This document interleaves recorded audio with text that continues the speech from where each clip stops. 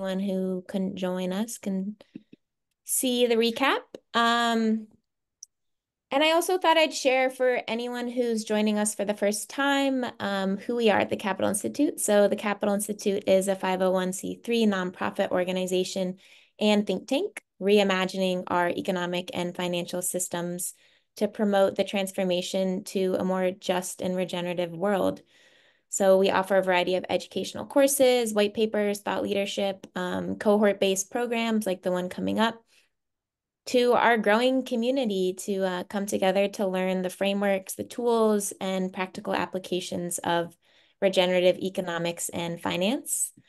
Um, and so without further ado, I know that many of you came here today to learn a bit more about John's story, his personal journey as a former banker turned now thought leader on this new economic paradigm. And before I hand it over to him, I thought I'd just give the quick elevator pitch version as a primer. Um, Many people see John as quite the unconventional economist.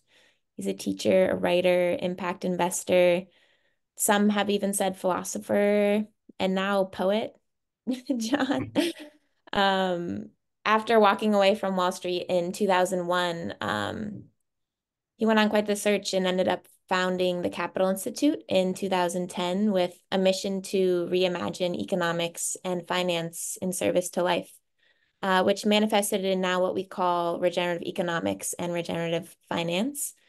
And back in 2021, John was featured in the award-winning documentary Going Circular, um, and as well as the newly released documentary Man on the Run, revealing the Malaysian 1MBD scandal.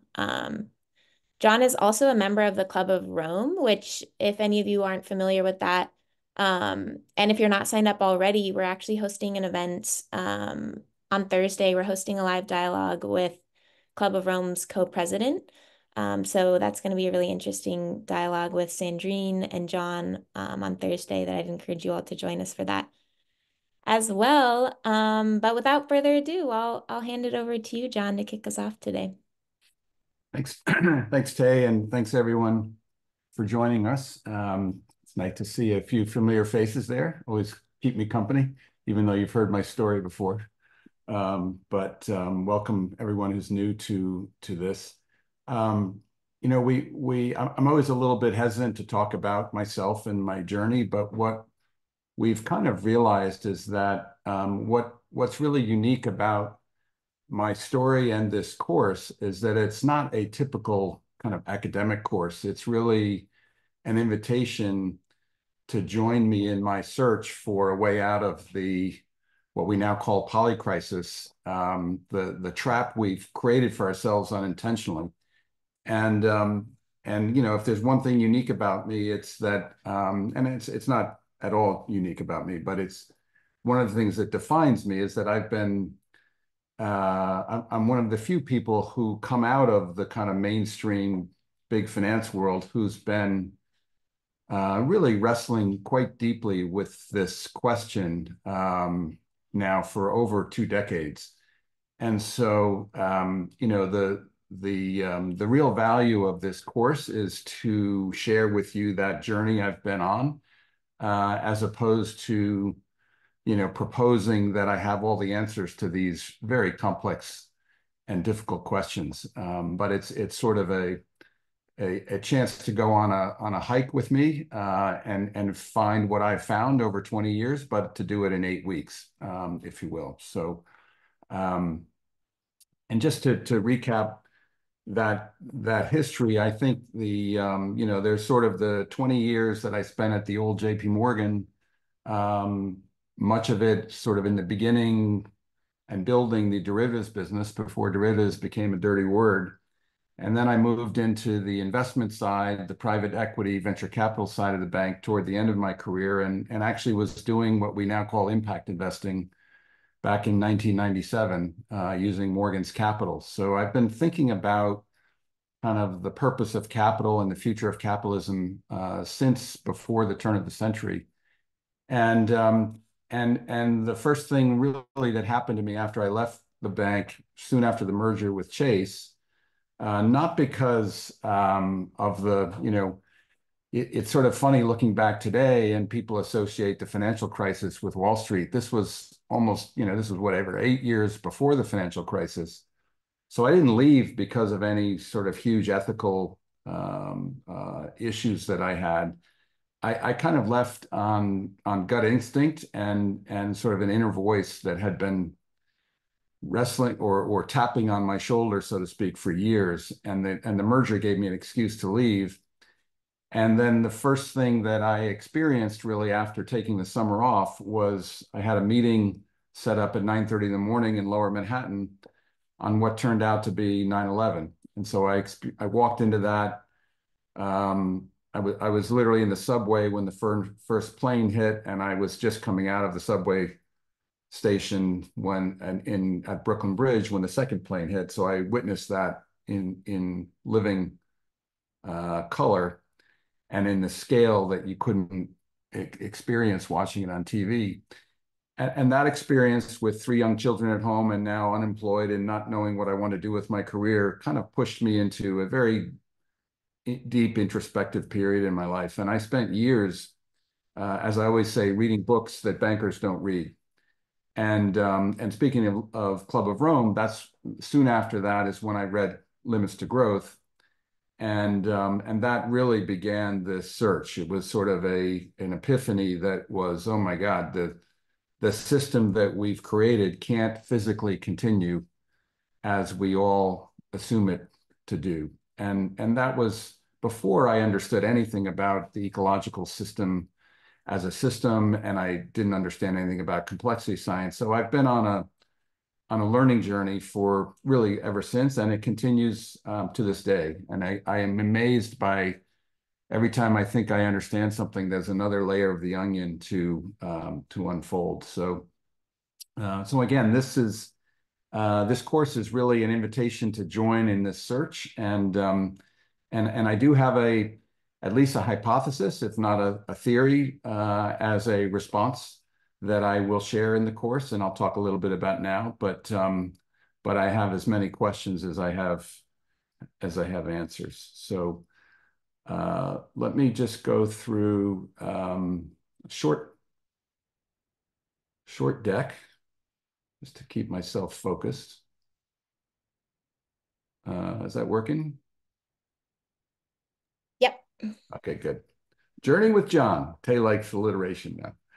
And the sum of what I've been doing really is nicely summarized by John Ralston Saul, who writes in his book, I would remind you that Socrates was executed not for his megalomania or grandiose propositions or certitudes, but for stubbornly doubting the absolute truths of others. And if I've done anything, it's been that I've been doubting what are the absolute truths of our economic dogma and our financial system dogma.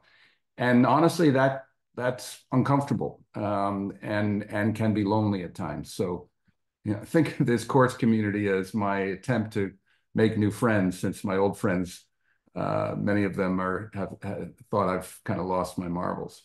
But as I mentioned, this really goes back. If I were to simplify the seminal report, Limits to Growth, to the Club of Rome, really anticipated what we now call the polycrisis. And as a quick anecdote, I had the pleasure of doing a little workshop with Dennis Meadows, probably in 2000, I don't know, 5 or 6. And Dennis was he was the lead scientist of the study, and the wife of Dana Meadows, who was the lead author of the book Limits to Growth, and both of them were part of the MIT system science group that developed the report.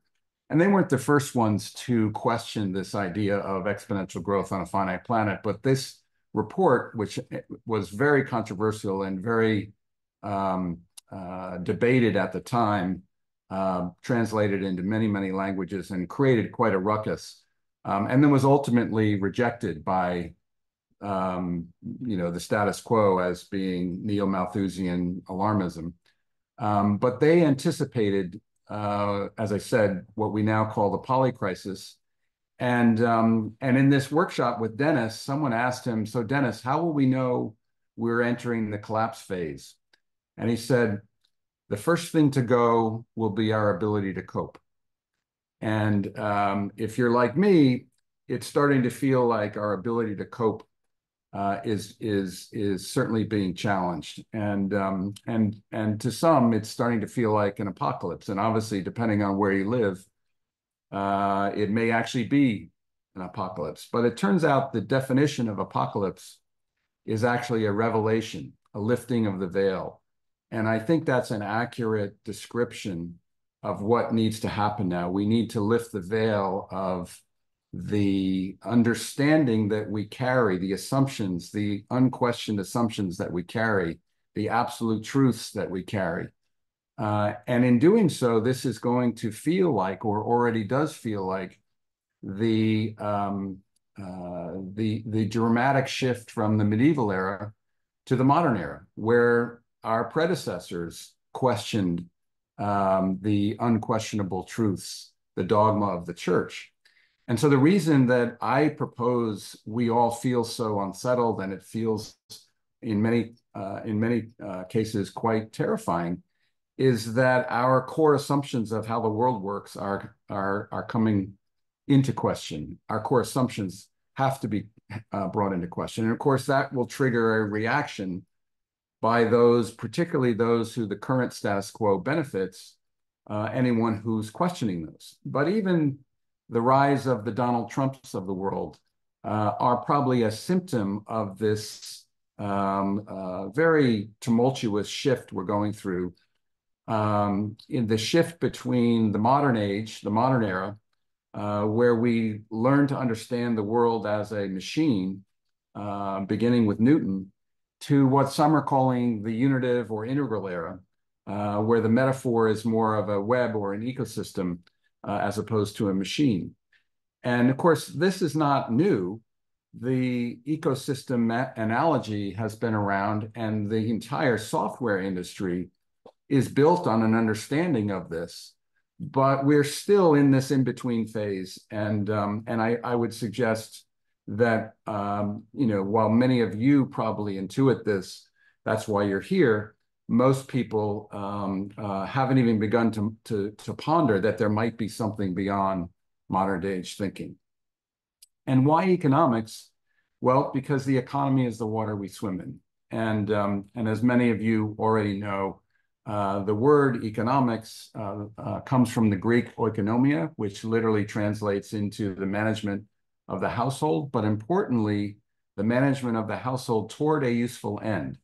It doesn't just simply mean management of the household. And oikonomia has the same root as the word ecology. So interestingly, economics and ecology are sourced from the same Greek root word. But there's another word that many of you may not know. I learned this reading Herman Daly's book. The word is crematistics. And this word is no longer in use, but the Greeks referred to this as essentially the use of money to make money. And when I learned this, I was reading one of Herman's books. It's called, well, I forget, it's the book he wrote with John Cobb, a theologian. And he wrote that I was sitting up late at night on my couch in my living room reading this.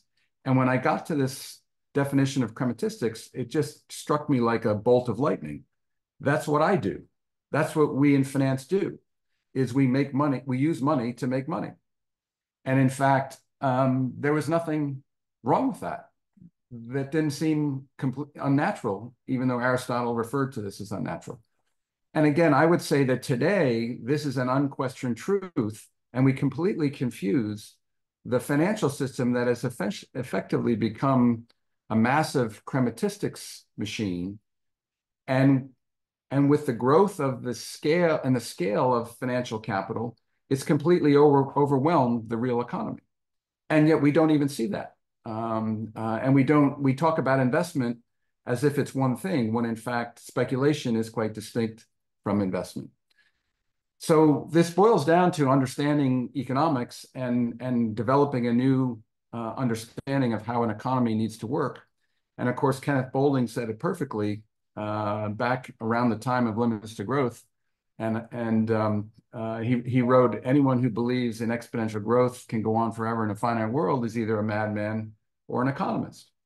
And if you think he was kidding, William Nordhaus won the Nobel Prize in Economics in 2018, which, by the way, is not a legitimate Nobel Prize, but we'll talk about that in the course.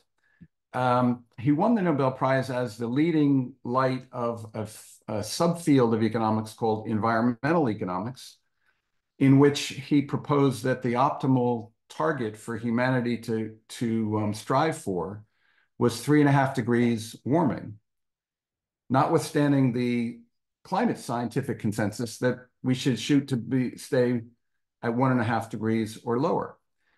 And not only did he propose this and stick with this idea over the last several decades, but he won the Nobel Prize in 2018 for this work, which is completely insane.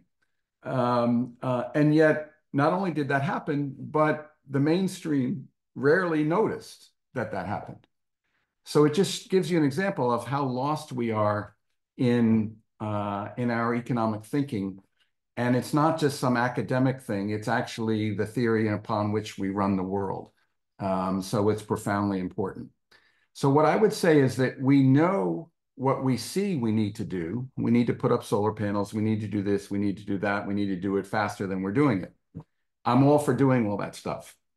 Regenerative economics is not in conflict with any of those things that we're doing. In fact, those things are essential to a regenerative economy. But importantly, we don't know what we are not seeing, both the perils and the possibility of this world we live in, which is complex, not complicated. And to call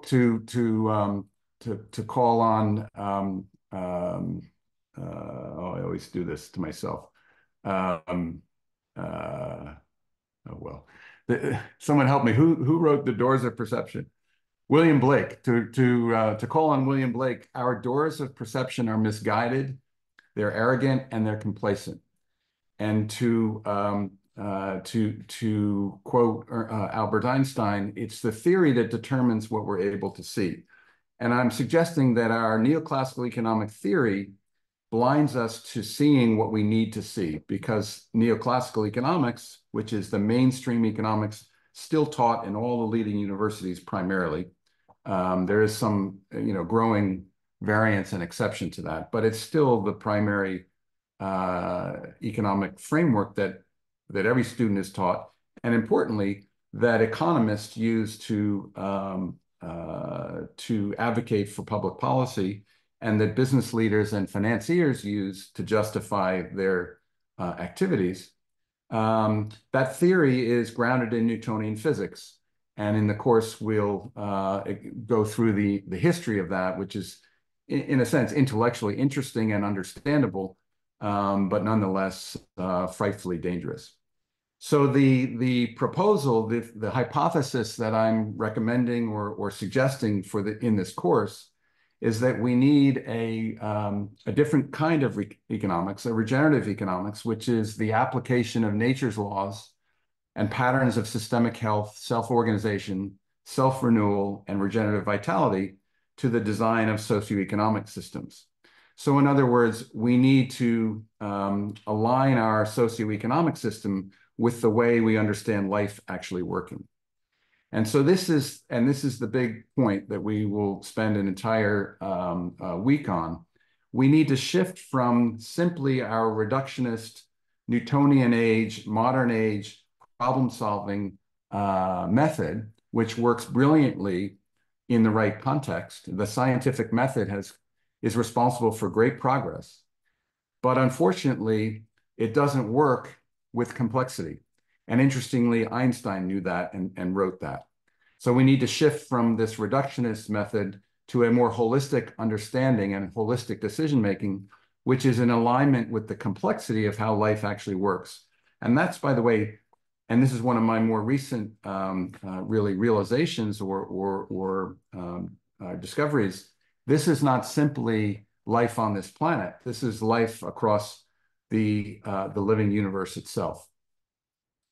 Regenerative economics is not a new name for sustainability, although I've been attacked by sustainability experts as suggesting that it's just a new name for sustainability. It's not a political philosophy of the left or the right, although certainly those on the right would put me in the lefty progressive bucket. But my hope actually is that conservatives and liberal ideologies and politicians are fighting over how best to manifest a regenerative economy in the future, rather than fighting over how to best grow the extractive economy in the future, which is what happens today. And then finally, it's not an agricultural or an environmental idea alone, although that is the source of my own discovery and thinking on this. So 3 premises real quick. The human economy is a living system. I'm not going to talk about these today. I'll just throw them out there for you to ponder. There are patterns and principles that describe how all living systems that have sustained themselves, therefore they're living and not dead systems, in the real world actually work. That's actually science. That's not just an assumption. That's scientifically valid. And third, if our human economy is to be sustainable and to thrive over the long run, its system design must align with these same patterns and principles. And I've developed this framework of 8, excuse me, first principles, if you will, of regenerative vitality from my own study of living systems and my awareness and knowledge of how the economy and how the financial system works. These are by no means the absolute truth. There is no way to reduce, and here I'm using reductionist logic, there is no way to reduce the complexity of how life works to 8 principles or 800 principles. But this is a compass, if you will, to help us navigate and figure out how to integrate the current system and how to modify it such that it's more aligned with these patterns and principles. And we spend, the first part of the course, we spend a lot of time on living systems, understanding living systems and understanding these 8 principles as a framework for the entire course. The course is designed it runs for 8 weeks. There's a live lecture every Monday. That is sort of the meat of the course, if you will, as opposed to lots of readings. And the live lectures are fun and interesting because the chat there's more happening in the chat than what's coming out of John's mouth as I go through this. So it's a very dynamic, interactive experience, I think, for people, which is why people tend to prefer to keep me doing these live rather than in recorded format. There's then what we call discovery dialogues. Dialogue is an important word. This is drawing on the work of David Bohm and his work. He wrote a beautiful short paper essay called On Dialogue. So this is very different than debate or even discussion. Dialogue is where we hopefully uncover new understanding that none of the people in the dialogue carried when they went into the dialogue. So it's a very regenerative way of learning together. And there's now a library of probably 30 recorded discovery dialogues that you have access to. Plus there will be, I think it's 3 or 4 live discovery dialogues during the course of the 8 weeks. Then we used to do more live discovery dialogues, but we've instituted what we call practice labs, which are more, your direct engaged learning, trying to put into practice the ideas that we talk about in the lectures. And some of them are kind of, special guest projects. We have Nora Bateson, who does a mini warm data lab, which is a way to stimulate, in a sense, how we shift the way we even relate to each other. Part of the transition to a regenerative economy is an understanding that our relationships among ourselves need to be, we need to learn how to relate differently, and our conversations need to work differently. And then there's also, with Sandy Wiggins, some sort of inner journey work, because I like to say there's no regenerative economy, the it out there, unless there's regenerative beings, each of us individually, and regenerative groups, whether it's our family, our community, or our companies. And so we apply the 8 principles framework at the scale of the it, but also the we and the I. And Sandy helps us with some inner work, some breath work in that challenge. As I mentioned, there's, I think, 30 or so discovery dialogues that are in the library, which you have access to kind of forever until the technology platform crashes someday. And in terms of the sequencing, week 0, which is, I can't believe Tay said next week already, September 4th, is really an introduction, kind of find your way around the technology platform, find where the bathrooms are, that kind of thing. Then in week 1, we dive into it. We talk about what regenerative economics is, and importantly, we diagnose what's wrong with neoclassical economics and talk about the developments since neoclassical economics that have led me to propose this idea of regenerative economics.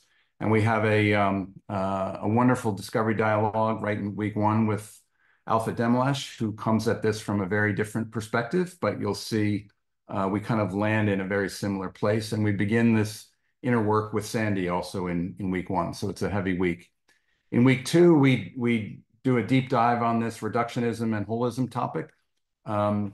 It's easy to give that short shrift when I'm giving a little keynote talk, but that's really the heart of the matter right there, is understanding what that is and then learning to develop this holistic decision-making muscle, which has been allowed to atrophy. And we'll have Bill Reed with us in a discovery dialogue, one of the real leaders of the whole regenerative movement, Bill Reed from Regenesis. Then we move into the systems thinking, and that's where I present the 8 principles in detail, one at a time, and think about how they relate to the real economy.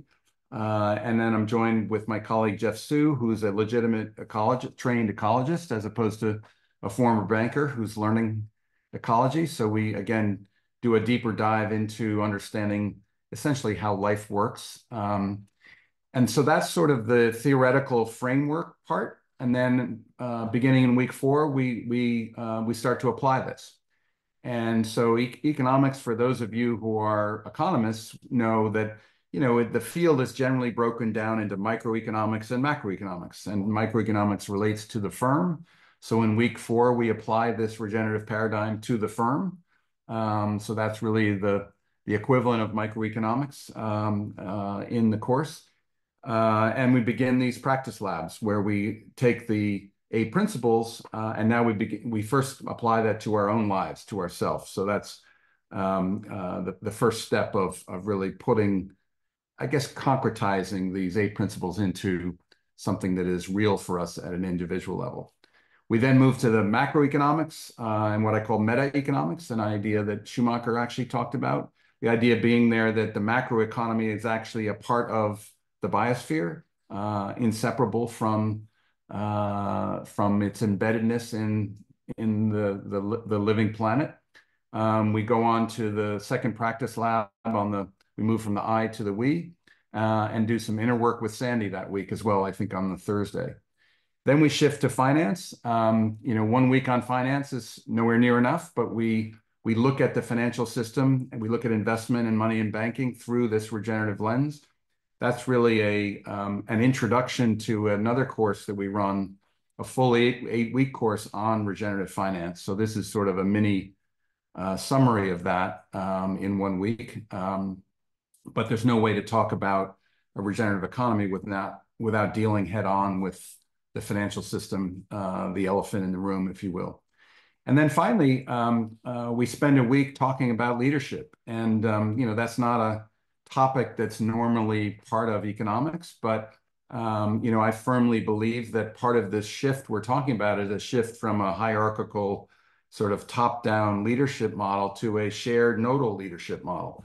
And so there's no such thing as a regenerative economy if we're all waiting for our boss to tell us what to do. It's incumbent upon all of us to use our agency to manifest this transformation to a regenerative economy. And how we do that as leaders is a new challenge, and I have some ideas on that, and many others do as well that I share. That's the week we introduced Nora Bateson's Warm Data Lab. That is, you know, if you're not aware of it or familiar with it, it will sort of rock your brain a little bit. But most people absolutely adore it and adore her.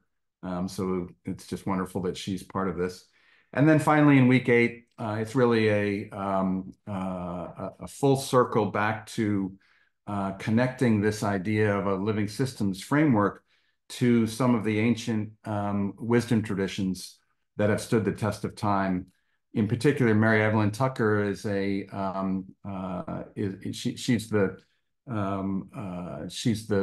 one of the co-leads of a program at Yale University called Ecology and Religion, and she's a Chinese and an Asian religion scholar, but deeply interested in this work. And so, in a sense, we go full circle from old science to new science, which reconnects us with ancient wisdom. And for me, it's very powerful that this living systems paradigm actually is reinforcing or validating, if you will, what our indigenous elders and some of our other ancient wisdom traditions, in a sense, must have intuited thousands of years ago. And then there's a sort of a summary of the course as a whole. So in closing, I just refer to Bucky Fuller, who was one of these things I read after I had written my first paper in 2015, but it gave me confidence that I was at least directionally heading in the right path, heading on the right path. Bucky wrote in his final little book, it's called Grunch of Giants, which was a critique of capitalism, actually. It wasn't very well, it's not very well known. And so many people, I think, who know Bucky's work may not have read it. But he wrote at the end of the book, which was kind of his farewell message to humanity in my reading, he wrote, "Nature is a totally efficient, self-regenerating system. If we discover the laws that govern this system," and I would say laws meaning patterns and principles, because they're not laws like the laws of physics. If we discover the laws that govern the system and live synergistically within them, sustainability will follow and humankind will be a success. And he also was very clearly implying that if we don't do that, humankind may not be a success or will not be a success. So that's what we have in store. And I'll stop talking and turn it back to you, Tay. Thanks, John. And I hope that we have a good chance here. It looks like we have about 20 minutes to open it up to some Q&A. So we'd love to bring in some voices and questions that any of you all have about what you've just heard.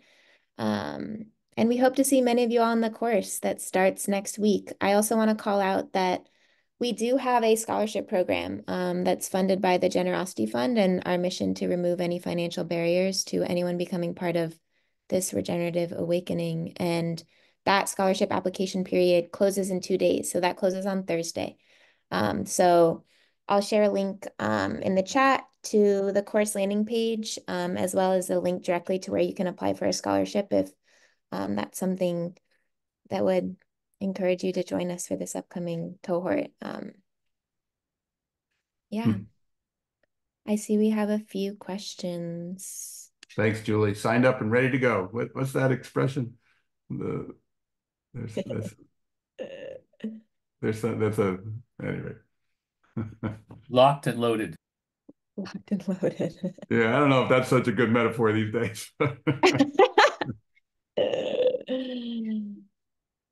Carmen, There's it's our friend great Carmen. I to see have to you say, here. before Carmen says anything, there are a number of people in this community. I mentioned part of the course design is the learning community, and I didn't say this time, but I often say that the community is the curriculum, and Carmen is an example there's a number of people who have taken this course multiple times, and it isn't because they want to see my pretty face. It's because they want to meet more like-minded folks that are on a similar search.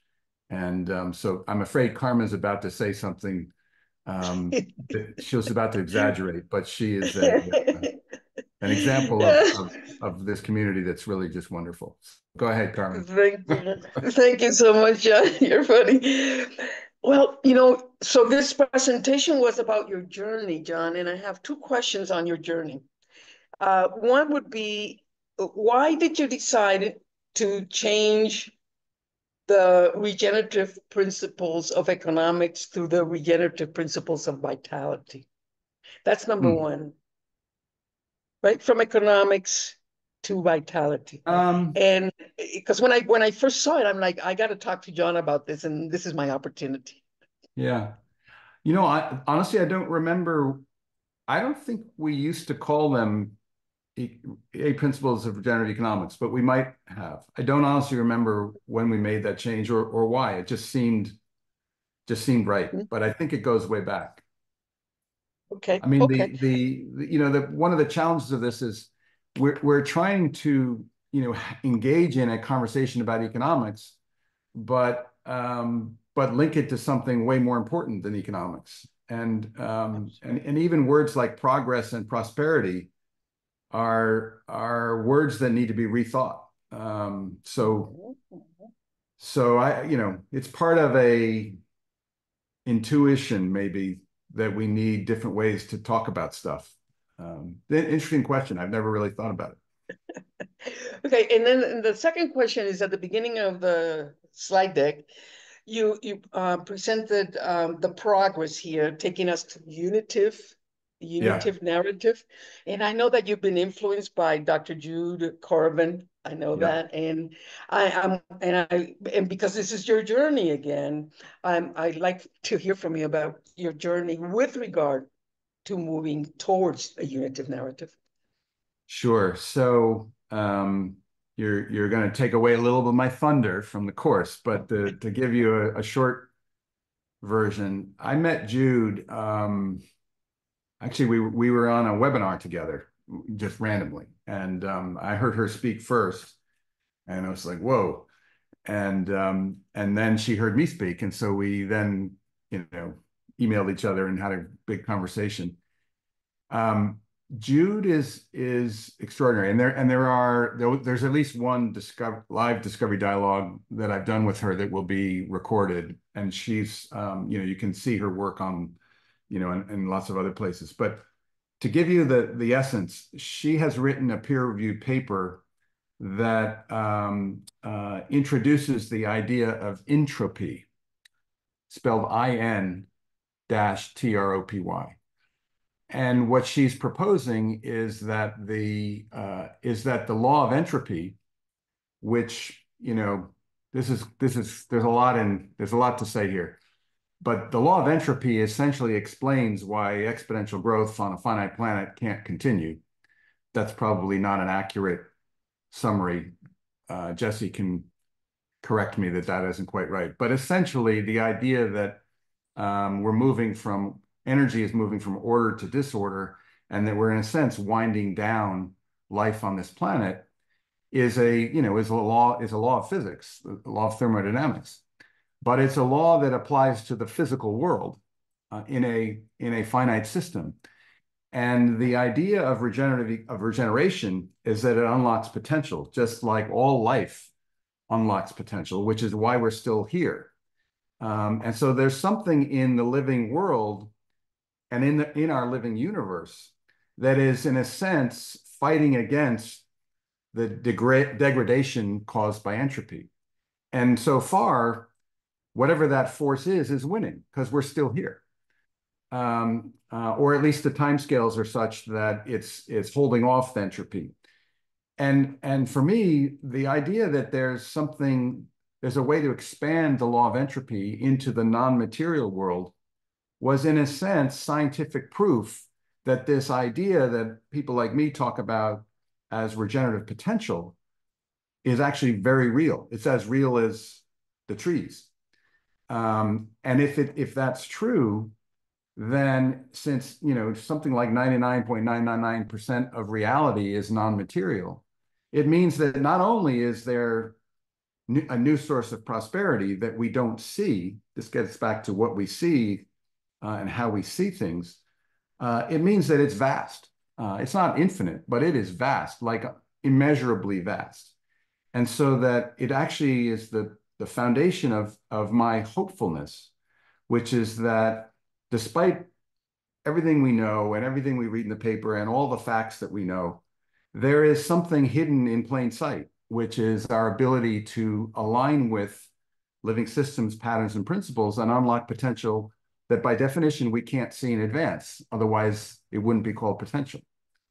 And that sounds maybe a little bit airy-fairy to some people, but Jude and some colleagues are actually putting physics and cosmology behind it, and in a sense proving that that's real. And one example of it is the 2022 Nobel in Physics for this idea of non-local entanglement. The idea that everything is literally not only connected to everything, but interdependent upon everything. And that's part of this regenerative paradigm. So I don't know if I answered that. There's a lot more to say on that, but Jude's work is very important, and not everyone will agree with Jude's. This is all very cutting edge, latest science. But if for me, if there's a scientific validation that is in conflict with, not in conflict, that is well beyond Newtonian physics, that's affirming this idea of regenerative economics, I take that as a sign that we're at least directionally heading in the right direction.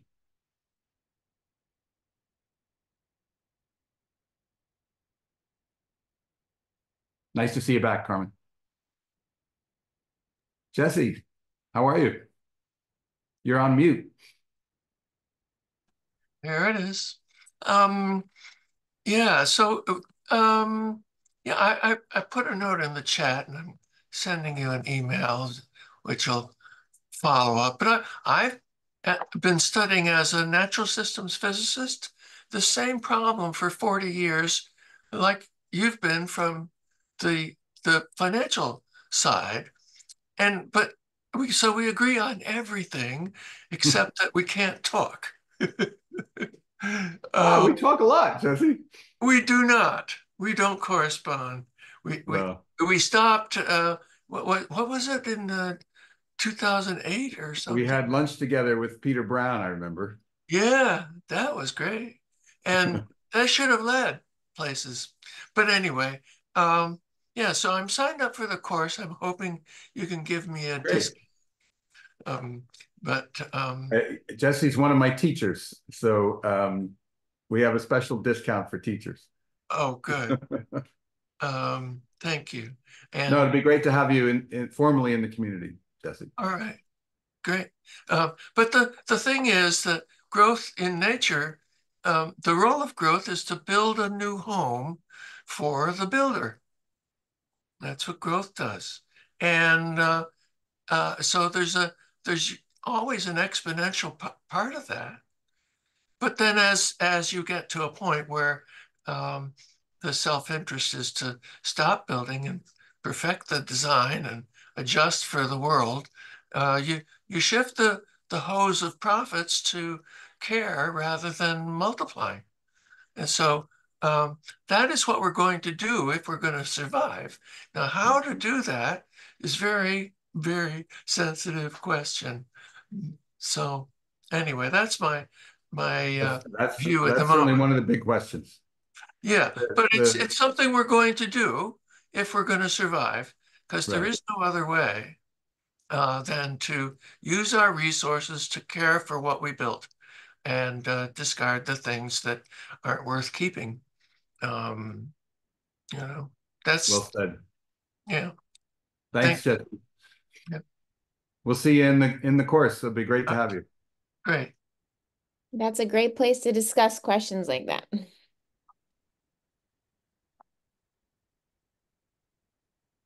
Anton, Dr. Anton. Yeah, I had just a thought sort of pass through here. Let's say that if I were to take the course and I were to organize a march on Washington, like the March for Regenerative Economics. Okay, we get 5 million people in the streets of the White House, and it's a movement for change. Okay, and we're all carrying placards and chanting regenerative economics songs and things that bring us all together. So is that even a path here for this, or what really do you see as the course providing a foundation for levers of change that really need to happen on sort of a wide scale? That's a great question. We talk amongst ourselves a lot about whether this is even a movement, or whether we want it to be seen as a movement. And I guess at least I'm open-minded to this, and I can make both sides of the argument. But the thing about movements is that typically there's a demand for something. And, typically it involves a fist in the air or some other form of power to get what the demand is. And I just don't see that as a practical strategy in this case, because what this really is an awakening to a different way of seeing. And so I very much view the course community as an island of coherence. For those who are familiar with Prigoghine's work, it's an attractor, and I don't have a goal or a strategy in mind to achieve the goal. Part of this, ecological living system worldview is that we can't forecast or predict or design the pathway forward, but that that evolution will happen in response to creating the conditions for health. So, for example, if you want to manifest your potential as a human being at age 20, chances are you have no idea what you're going to be doing when you're age 60. And if you decide to do something at age 20, or let's say 15, and just to be obnoxious because your dad told you to, chances are you're not going to achieve your potential if you don't adapt and respond to changes. So my theory of change for how this is going to actually manifest in the world is to create attractors and let humanity, in a sense, with this new way of seeing, work through it in a way that I can't predict. And if I had a better idea, if I had a strategy that I thought might work, including marching on Washington, I'd be out there marching. But I've had enough conversations with people who are, quote, in power, where you can't even communicate about this because they're living in a different paradigm. And as Dana Meadows, lead author of Limits to Growth, taught us, the ability to let go of paradigms is the most powerful place to change. So I'm in a sense, I'm in the business of helping us let go of paradigms.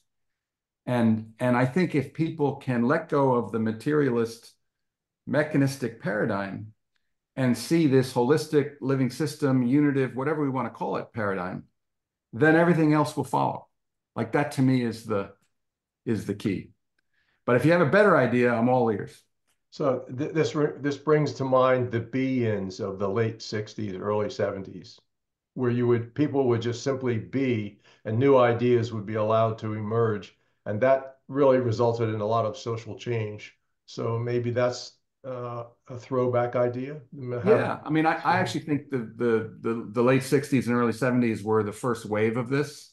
It was just not really ready to, it was immature, and so it didn't land, but that doesn't mean it wasn't, part of the same movement. It was just the first wave. And what that brings to mind is music, is the arts. poetry. Kay mentioned that I'm now a poet. I actually created a poem out of thin air. And I probably changed more minds than any, thing I've written. So I don't think we know how to do this paradigm shift thing. But I'm convinced that,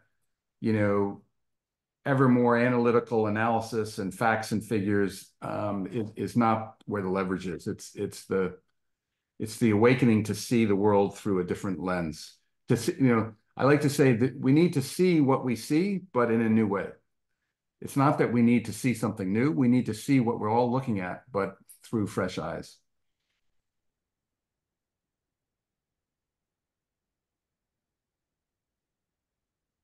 But if you lead the March on Washington and get 5 million people there, I'll show up too. Fist in air. Nadeza, did I say that close to right? I apologize. Yeah, close enough. It's Nadezhda. Nadezhda, beautiful. Yes. And you just learn how to say hope in Russian because that's literally what it means. Really? Wow. Yes, it is. Thank you a lot for the presentation and probably a little bit of a selfish question. To map some of the information you presented today, you referred to the I, the it, the we. How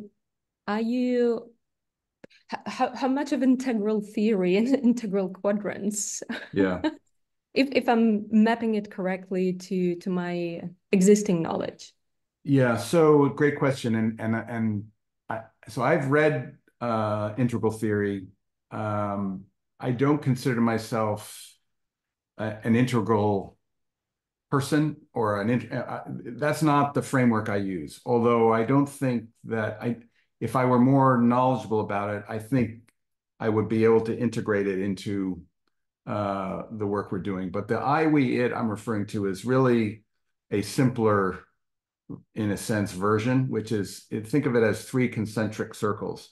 One of the things about living systems is the fractal patterns, right? So the patterns repeat from very minute scale all the way to the cosmic scale. And so the simple idea here is that if living systems display this fractal pattern, if there is such a thing as a regenerative economy, it by definition is embedded in the living system we call the biosphere. And the components of the economy, like firms, global corporations, nation states, communities, bioregions, any organization of people should reflect those same patterns and principles.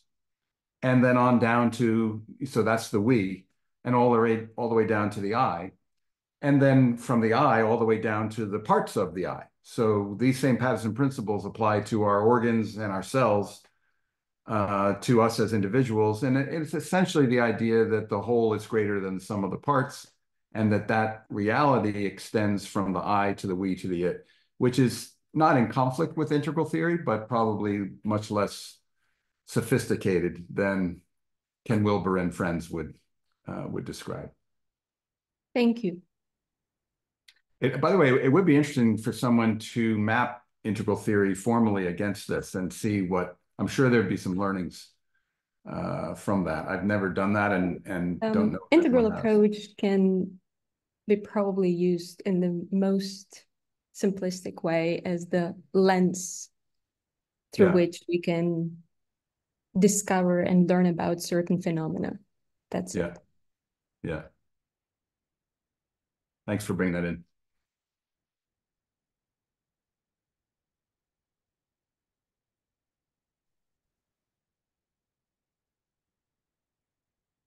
Hi, Ella.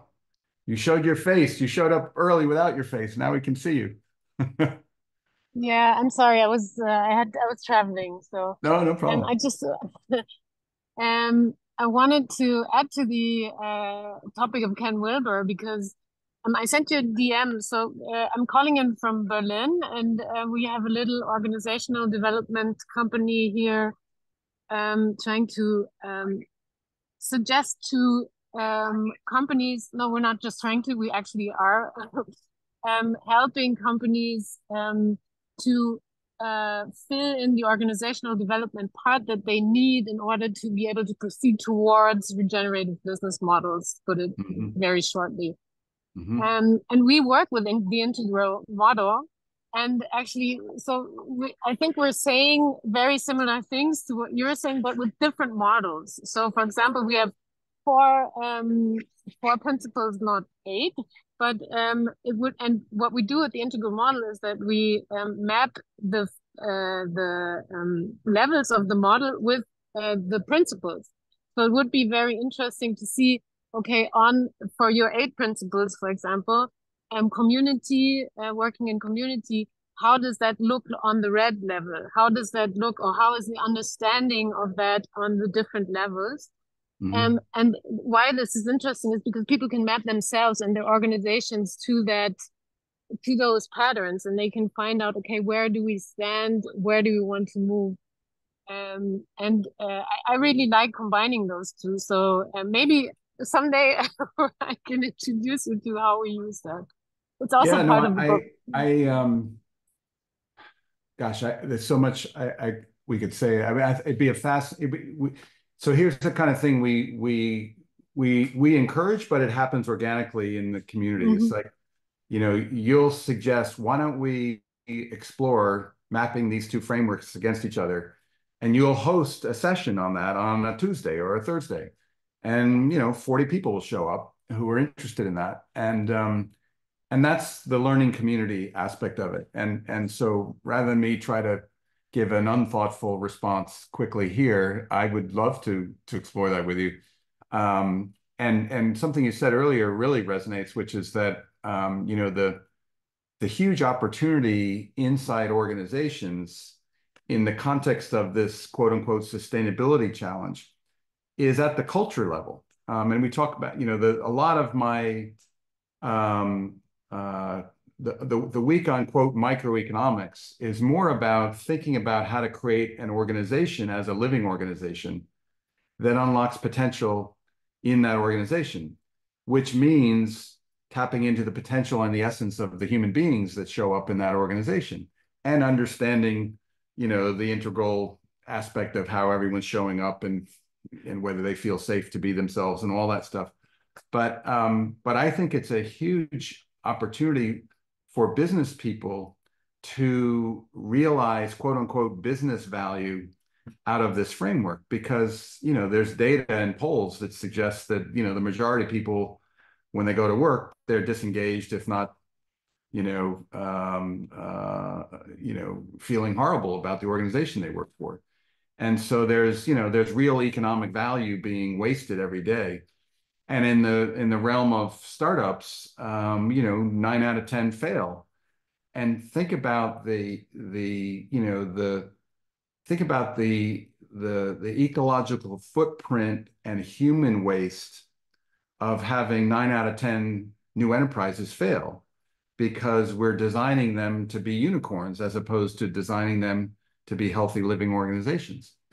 And we actually run, this is getting a little bit into the weeds, but this course sits now on a platform we call the With Life platform.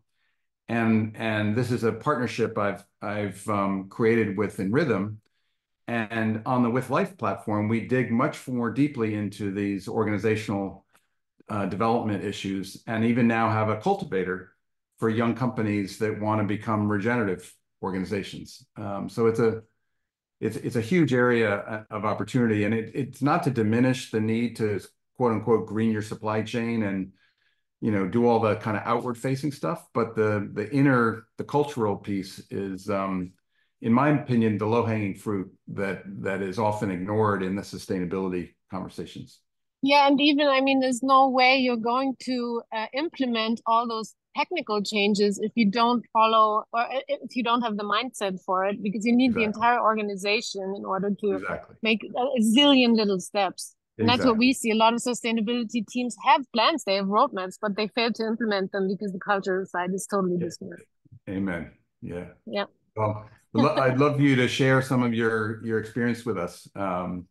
We, seriously, it'd be great to set up a that one of the things that happens in the course is that there's too much content in 8 weeks, and Yeah. people just but it can and does happen after the course, and people there are many collaborations that were born in the course community that then continue afterward. And by the way, I think there's still openings. There's a 4-day retreat on a Greek island that's being hosted by 2 course alum, and bringing business leaders to kind of experience this regenerative economy in person, in depth, in a small group over the course of 8 weeks. And one of the people hosting it grew up on that island. So it's going to be kind of an immersive experience in trying to put these ideas in seeing how they can be put into practice in real life. And not that every place is going to look like one Greek island, but one of my other expressions I love to share is that every snowflake is unique, but every snowflake looks like a snowflake. So we need to learn to see the patterns in different contexts. And this will be an experiment in doing that. So if that's of interest, reach out to me or I'd to love Tim. to. Yeah. How do I reach out? Can Um, I? Tay, what's the best way to do that? Yeah, let me share our email, Ella. Okay, great. Because I'm on the. Yeah. Okay. Where are you? Okay. That's not a Capital Institute project, so I've probably posted on LinkedIn, but we'll find the information. And I don't know, I guess we have your email. We have If your you email now you're here, so we'll get it to you.